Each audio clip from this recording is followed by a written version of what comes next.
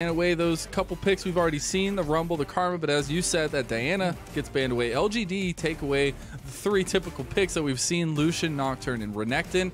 And yet again, 3rd game in a row, we're not changing much up about first picks because that's a Lee Sin coming on through for JDG. Yeah, and we talked about priority picks. Well, here is Sett.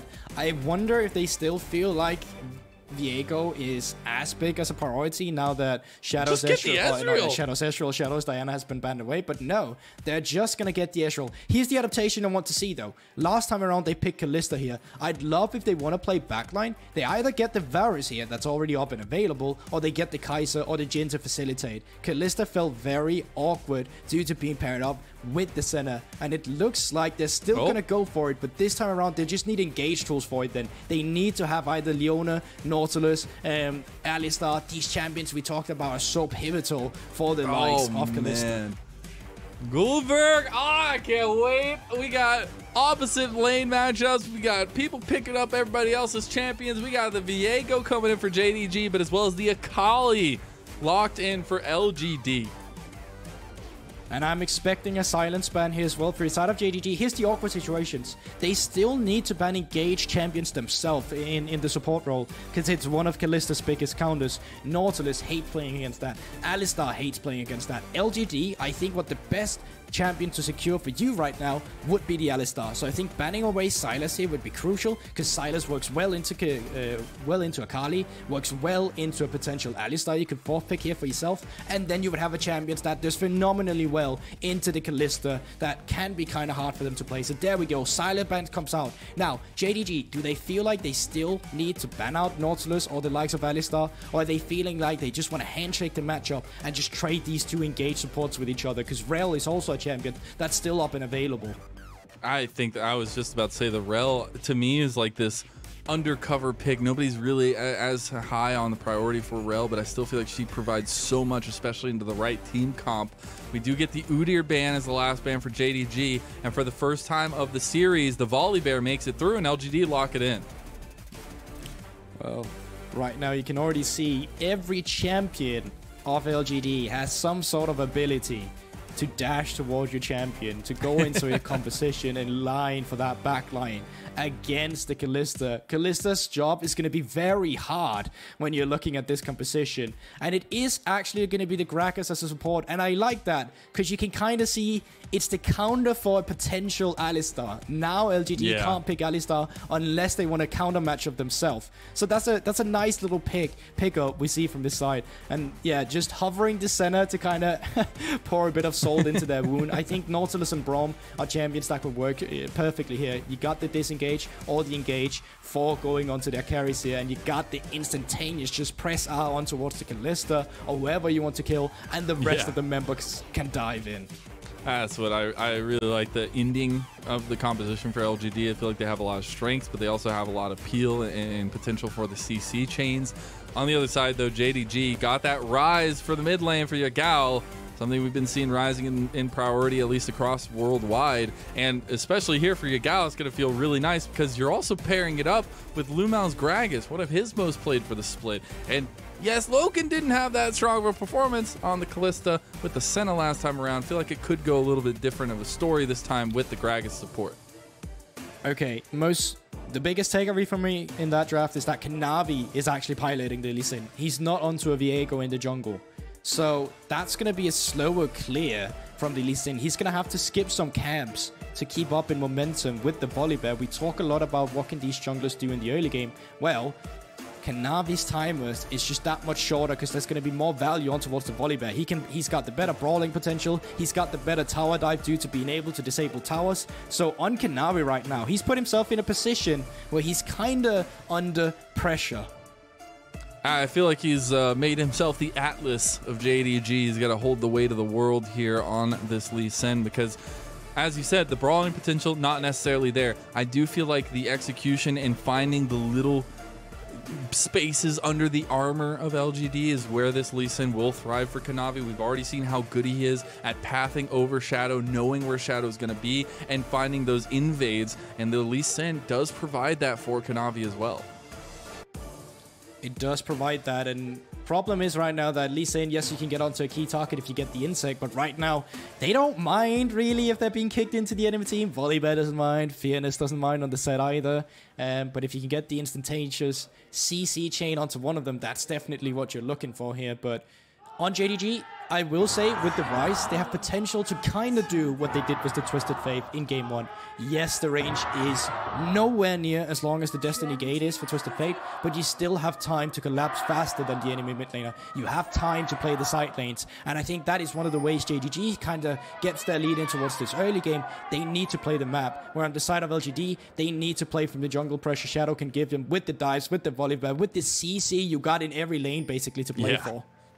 Well, here we are. We have made it. The jungle clears start now. Game 3 between LGD and JDG. Both teams looking to take that step forward. JDG needing to hold on to the top of the pack here, and they need to prove themselves against LGD.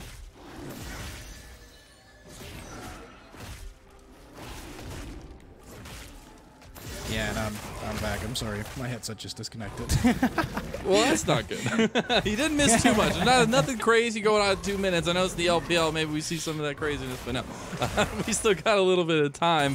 And honestly, I'm very interested here at the pathing of these junglers, right? We're getting the bottom lane start, or at least the bottom jungle starts for both of them, which means that that top scuttle could be contested, and we could see that action coming down into the mid and top lanes respectively.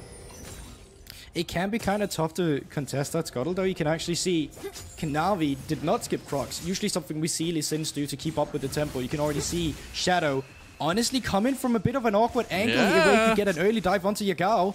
This is going to be sub 3-minute shenanigans by LGD, and Xiye goes over the wall, trying to take some damage on Yagao. Yagao has a nice path up towards the top river, and will be able to make it out. So early gank from Shadow, I like to see it. Not going to get much, no. Yeah, I like the use of it though, but I also like Yagao's positioning. You could see he was playing on towards his own wards. He had not seen Shadow on towards the Raptors, so he decided, alright, I can just play towards left side. Now Kanavi, we talked about we wanted early pressure. He's out to get it. And I said, you know, Kanavi has really good pathing knowledge of Shadow, but Shadow's a bear, and he's in the jungle. He's in his home. And you got to be really careful. The skirmishing definitely coming out in favor of Shadow as Kanavi and Zoom might get away. Fearness might be in some trouble here himself. I thought maybe Kanavi would come up to help, but not going to do so, just pathing out of the jungle. And again, another good look early on for both of these junglers, as Xiye is going to be forced to back under tower. Yeah, he's going to be forced to back. Decent state for Yagao. He can TP back as well. Shadow spotted on a ward looking for Yagao, stopping the recall. So yeah, he doesn't get the kill, but stopping that recall is still crucial. Kind of delay him a bit, and you're able to try and go for the scuttle. But look at the bot lane right now. They don't want to let Shadow get that scuttle crap. They're moving up to kind of take it before him. Mark was able to get over there as well. They're going to burn a TP for it just to make sure to get the double scuttle. There's the replay in the lower right of what happened to Xiye under his tower, almost just getting blasted by Yagao on the Ryze. But JDG do secure the double scuttle off some great teamwork and great team play across the board. I swear that is a solo queued jungler's biggest dream right there, that your mid laner will just TB for you to get double scuttle. So it also just kind of tells the story how much a priority the jungle is from the side of JDG. Despite them having picked Lee Sin, they still want to outcamp a Volibear. They actually did it, which we don't see fairly often. There's a small gold lead right now, and it's just coming off this little pressure we see that's built up. But obviously not a lot. We're talking 100. So game state still fairly even, but Kanavi right now haven't even cleared his top side of the map. So as soon as that is done, should see a little bit of a lead going over to him in the jungle.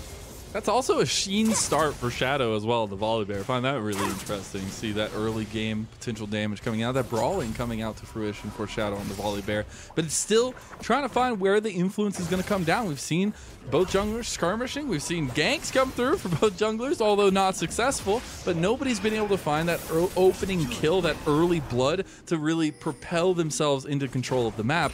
And honestly, it's working out for both sides, right? You're just at a farm fest at this point. Yeah, but it also feels like when you take a look on towards priority in lanes in general, JDG are just the one with the biggest one right now. Bot lane always pushed in. Yagao in the mid lane, keeping Xiye on the tower. And up towards that top side of the map, Fearness not having the same kind of pressure as we saw in the first, or the second game rather, his first game. So it's going to take some time for LGD to get into a position where they feel confident going for that. They need their first item. That's where they spike on the Akali. That's where Volibear starts to become a nuisance with the Divine Sundra as well.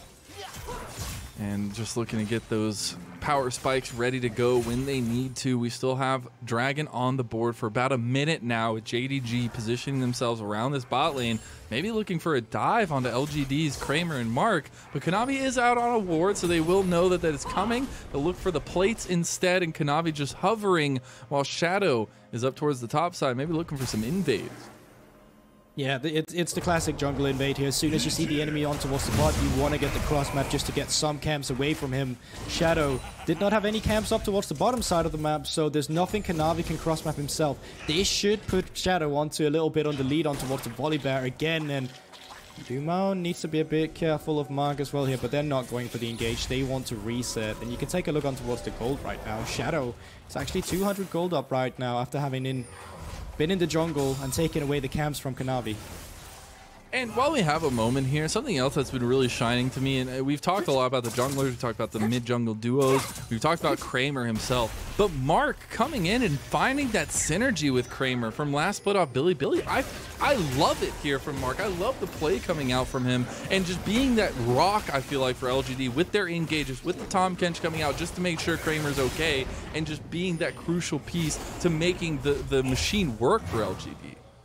Yeah, for sure. Especially when you play the likes of Tom Kench, you often go undervalued because it's like your role is literally to keep your AD carry safe, but it comes down to the positioning. And speaking of positioning, Shadow has made his way up towards the top side of the map.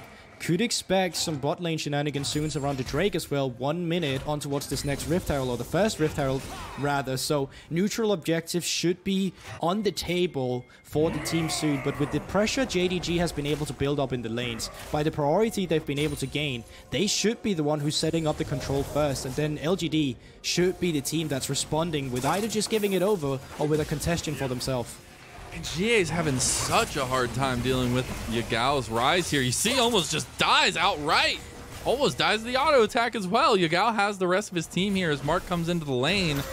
It's a bit of a supportal gank, but Xiye is having really, really tough times dealing with the Ryze, and they've got to find a way to stop that. The dredge line comes in on Yagao. They have to re-engage. Their Shadows now in the fight, but they're getting the TPs in as well, and they're going for the fights. Kanavi is overextended. Kanavi goes down. Kramer gets the kill. They get the return. LvMao gets one. Do they get Shadow as well? The reset's now coming in, and that will be Zoom being able to pick up that one as well. Yeah, but zoom on towards the Viego. Those two Heartbreakers was amazing. And meanwhile, Loken has just been towards the bot side, getting himself some plates as a little sneaky AD carry he's been on this Kalista, not taking part of the play. So no neutral objectives will come out of this one, but it's still a kill favor and a plate favor going over to JDG. LGD just wanted this fight, and they do get some from it, right? But you're engaging while Xiye has less than 300 health. You've got to expect that some shenanigans are going to happen afterwards, and especially with Zoom on this Viego, just feels really nice getting those resets as you see coming through. Yeah, the flash from Shadow felt very forced, especially onto LvMao, who's already got the body slam himself and a flash that he can get out with.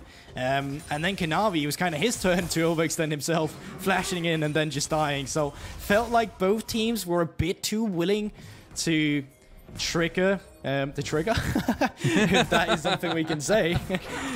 And now, when we take a look on towards the Summoner Spells, when we look at what was burned after that, TP advantage is up for Fearness. So if LGD wanted to, they could go for the Drake, or they could try to contest this Herald up here, and it looks like they're moving their members up for a contest. Yeah, they have also Shadow running up through mid lane as well. JDG pull off of the Rift Herald. Don't want to pick a fight just yet that they are starting, right? They want LGD to move in so they can choose how they want to approach it. But LGD move in and just take the Rift Herald. They find the engagement as well. LvMao's just dead. Okay, so I like the setup from JDG because they forced them to either you just go into this situation 4v4, you put your AD carry towards the bottom, or you need to send your AD carry up to have a man advantage for this situation. They then decide they want to send the Ezreal up, and then JDG's response needs to be, alright, we're backing up because we're getting free plating on towards Loken. He's getting XP for himself. You can see Loken, without having been a part of any fight whatsoever, despite being a kill down to Kramer, is actually up 400 gold. And that's because they make these situations where they force LGD to make a choice where they'll lose out on something no matter what. But then they kind of decided to go in either way, despite knowing they were man down. And that's where the mistake lay in JDG's play there. Xiye is just oppressed, man. He can't do anything under his tower as this Akali. Not the same as Yagao, who was just dip diving, ducking, and dodging all over the place last game as the Akali. Just feels really locked into the mid lane right now, not able to get on the side lanes, not able to get helping onto Shadow here, and that will be the first dragon going over to JDG with some excellent positioning, but Zoom is not in position. Oh my god! The unstoppable from the Heartbreaker does it, and Zoom gets out. That should not be allowed. They tried to come through with the crossmap. If they were able to pick up the kill, they had a Rift Isle. They could have gotten first turret. Zoom with one ultimate just destroyed so well LGD's play. Honestly, that was so impressive, and I know Zoom is a damn good player, but that was awesome to see that come through the execution and to make sure that LGD's hopes are shut down right there. Yeah, not only that, they get the first turret towards the bottom now. They thought, all right, we can give over to Drake. We'll get the first turret first because we have Herald. We just need to get a pick on Zoom first. But Zoom was able to get out of it. And because of that, Loken is going to be able to pick up the first turret for himself. So not only did JDG get the Drake, they also get the first turret. Great play from JDG and facilitated by Zoom's little cute outplay there with the Heartbreaker. And all of a sudden, Loken finds himself up 1.3k over Kramer. And on this Kalista, feeling a lot different than game number 2. Feeling a lot better than game number 2, not having all those deaths. And I like the movement coming out, or at least the heads-up play from JDG. We've always known them as a cerebral team, or as a cerebral team. But here, they're able to find their advantages while keeping LGD at a distance. But despite all that, the game is still fairly even here, Mazel. Very. Like, it's like there's not even 1k. What do you say? Defining teams here between each other, so it's still going to be very much even. And going into further objectives, is still 3 minutes on towards it. So from the side of JDG, with the Ryze, when you have that Rail Warp available, you want to push out with the wave pressure. We've already seen they've been able to establish throughout all of the game, basically. You want to be able to collapse on towards side lanes to make sure you can pressure one lane and then transfer that pressure to another lane to make sure you keep LGD down all the time. You keep them on their feet, you make them play from the back foot. And LGD right now, their game plan is they need items. You need that Rift Maker onto Xiye. You need Kramer with at least one more item to be really a scary champion on towards the Ezreal as we've seen him earlier. And then obviously Fearless as well need to come in with the Stride Breaker to have a bit more mobility to start up these fights. Shadow has found Kanavi. It's so funny how these fights go down because Shadow is totally confident in the early part of that fight, just trying to get the kite away from Kanavi, and then Kanavi ends up trading a decent amount, but it's definitely going over in favor of Shadow, and Kanavi just kind of face checked that bush. So Shadow is actually getting the upper hand on the at least map movements, knowing where Kanavi is kind of looking for, where he's going to be positioning. But for me now, you got to kind of turn your attention, right? You have to really start focusing on target selection for LGD. And somebody who, as we've already highlighted a little bit, been kind of just farming out the game, but still getting stronger and stronger as we go, is Loken on this Kalista, who's gotten about a 30 CS lead over Kramer. Yeah, and at some point in time, you also need to invest in some healing reduction. You can see Executioner's Calling has already come out for Fearless, but it's not too sure you're going to be able to apply that on the Kalista as you're mostly taking out the top side of the map. Gold from 5 plates for the Kalista, the full shebang going over to Loken, and that's where a lot of that lead has come from as well. Yeah, it definitely is. Like, that gold lead that you see from the side of Loken, you can see he's 1,500 close to over Kramer right now. So when the team fight starts breaking out, when the Kalista gets 2 items, yeah, you haven't interacted with her yet as LGD, but you'll definitely feel the interaction once she starts getting onto you. I love that. Yeah, you'll definitely feel it when she rips those Rin stacks out of you and your whole health bar is gone.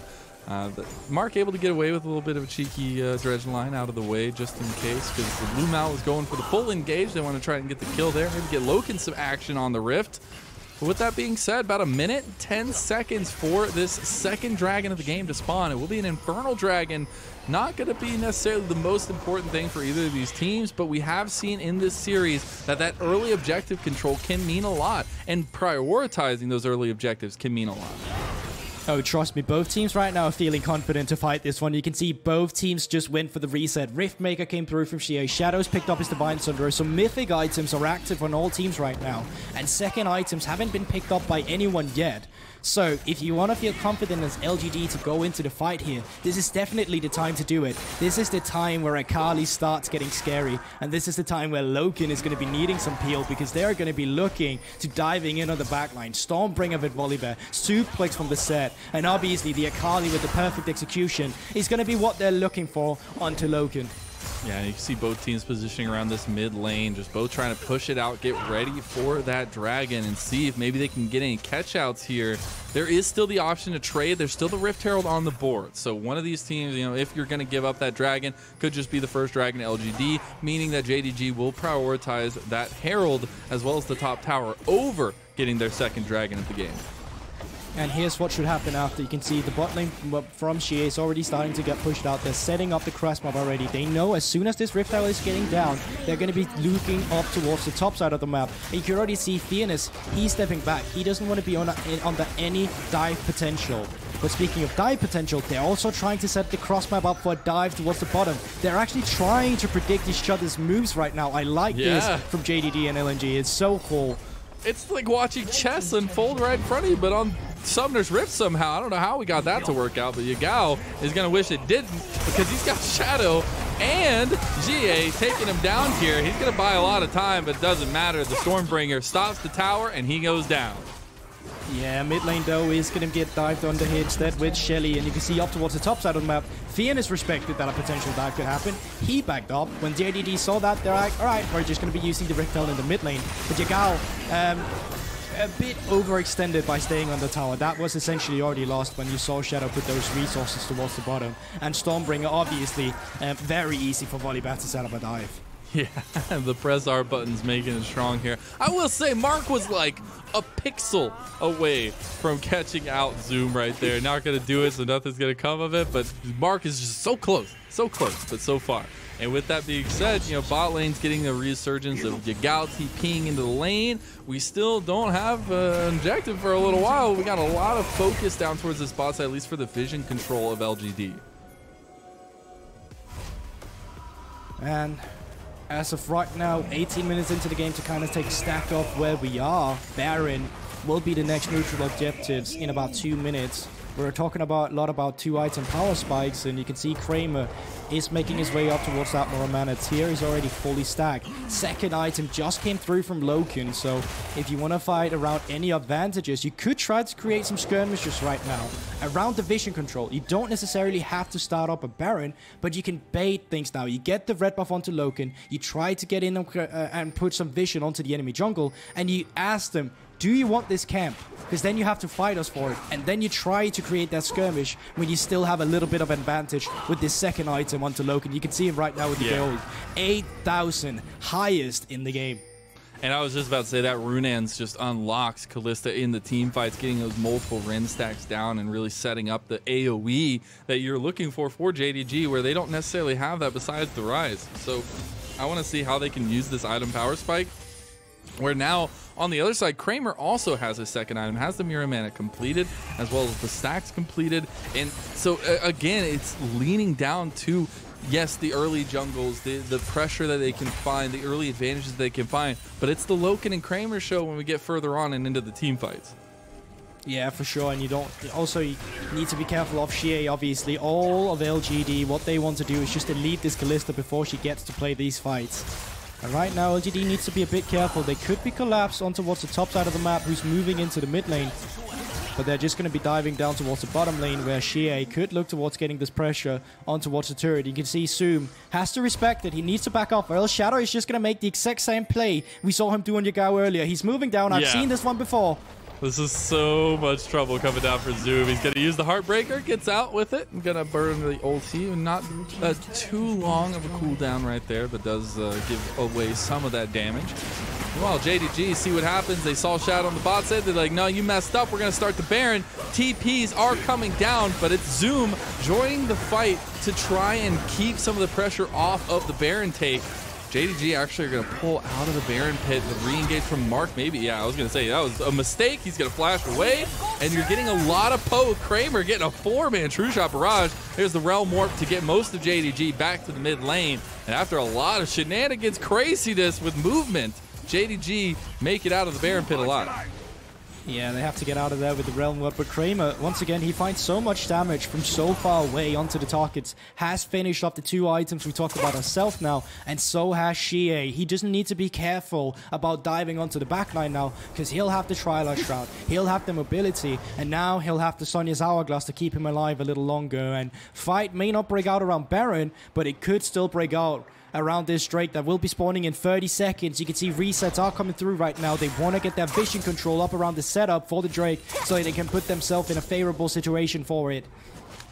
Yeah, getting a leg up here with that second dragon would be nice for at least the map mobility of these teams, but JDG are the ones that are set place and center for that dragon. They're going to push back out mid lane. They're going to reposition around that dragon pit. And yes, you have LGD coming down. You have Fearness in the side lane. You have TP available for him as well. But it just doesn't feel like LGD are in exactly the position they want to be to take this fight. But they're going to move into the river anyways because they want to make sure. Xiye on the flank here, going to find Zoom, but the dragon's already about halfway down and already going to go down to Kanavi, but LGD want to take the fight afterwards. Got a 1v1 on the side, but the wombo combo's coming through, and JDG's help.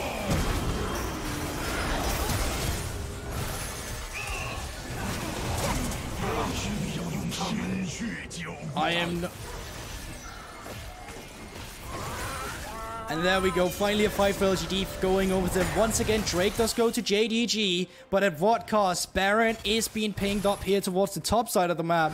Kanavi is still alive. We've seen him go for steal already earlier today. No flash though, but Lee Sin famous for getting steals. I just don't know if he can get here in time. I don't know. There's a will, there's a way. I don't know if Kanavi's got either of those here as Dragon or Baron about 5,000 health. Zoom is now in front of the pit. Does have his shadows, his mist here. Loken actually gets engaged back on. Kanavi gets the dredge line, and the Baron already goes down. Xiye is looking to blow him up, and he does. Kanavi's gone. And they are able to find it after the Baron. They get everything, and they get to eat their cake, too. Here comes the Realm Warp. Yagao joining the fight. They want to take it. This is a 4v5, but JDG are opting into it anyways, and that was a mistake as they're losing everybody. And the fact that Xiye is on 10 stacks of the Dark Seal right now, LGD have taken control of this game.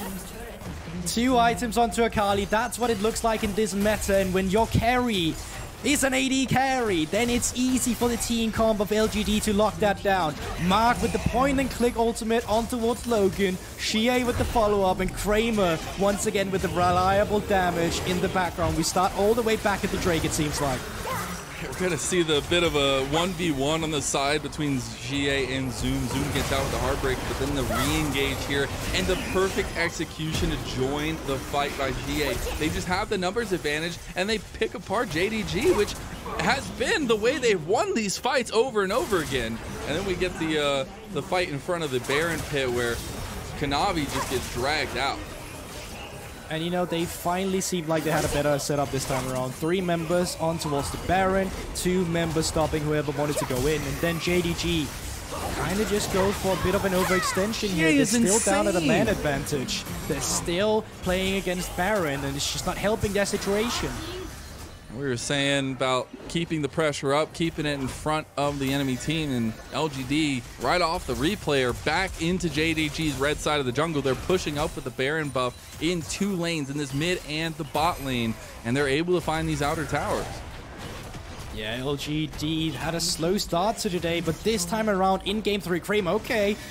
I've seen you arcane shift forward like that before. Need to be a bit more careful. But Kramer also on the Ezreal up until that point has played so reserved. He's been so patient as well. And right now, minion waves are just being stacked. They're just being pushed in. It's a 4-1 composition right now. And it's working out for LGD.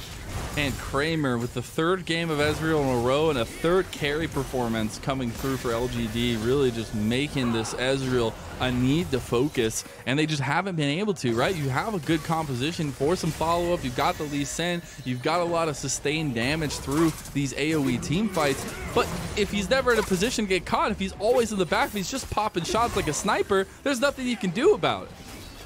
Yeah, the problem right now is there's so many threats if a fight were to break out. Yeah, you can take care of Kramer, but who's going to take care of Xiye then? Yeah. It's about finding an instantaneous pick, either with LvMao's cask, where they're able to just CC him up, get the possession for Zoom. That would be the ideal scenario for you to get back into the game. They tried to catch Xiye there with the Black Mist from Zoom, but they don't find it. Akali's just too quick, too slick. At 403 is on the power spikes you need to be, has a lot of defensive tools, but a lot of damage to follow it up. And you see JDG are a bit scared to deal with that as they're getting engaged on under tower here in the bottom inhib tower, and that's a huge haymaker. JDG are trying to pull away, but that's a 4-man true shot barrage from Kramer, and he's still untouched in the back line. Yes, you're going to get some damage down onto him now, but your entire team is gone. That's another ace, and LGD have done it. They have taken the fight they needed to against JDG, and they're gonna push for the win, Guldborg. Yeah, we always talked about LGD. They're just an early game team. They always struggle in the mid game. They're not able to find their leads, but not this time around. This time around, they finally find a team fight. They found game 2, and now they finally find their game 3 and the series here.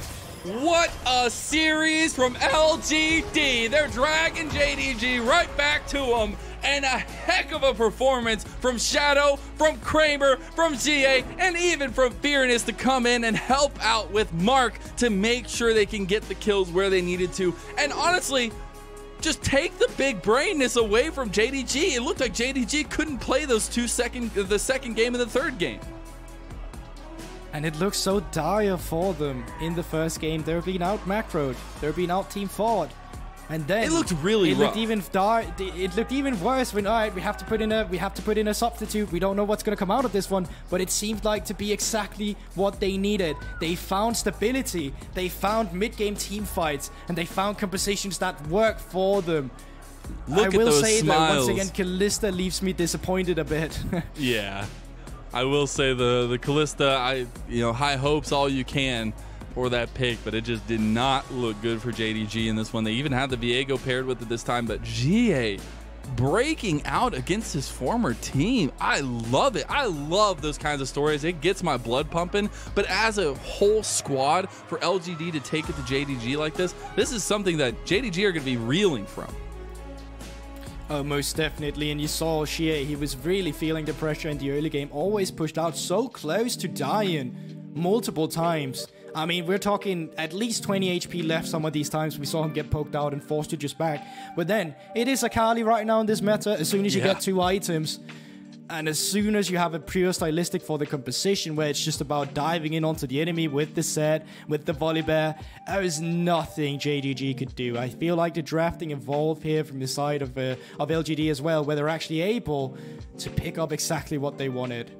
And Shadow, the man, the Italian, I was going to say stallion, but that's Jizuke over in NA. But the Italian jungler coming in after you said taking a year and just coming and filling into the LPL as this aggressive jungler and working out so beautifully with his team. LGD look like revitalized squads, and especially the way that they're able to take it to top teams like this and have those fighting moments where you're like, you make one change in the decision making, you make one move here that is different from what you were able to pull off. That changes the entirety of the game, and this is a heck of a pickup for them, as being able to say you beat JDG is no small feat. It's pretty nice to be able to take that dub, and especially for this younger team, or at least this developing team together with the synergy that they've been trying to build, it sets you up really nicely.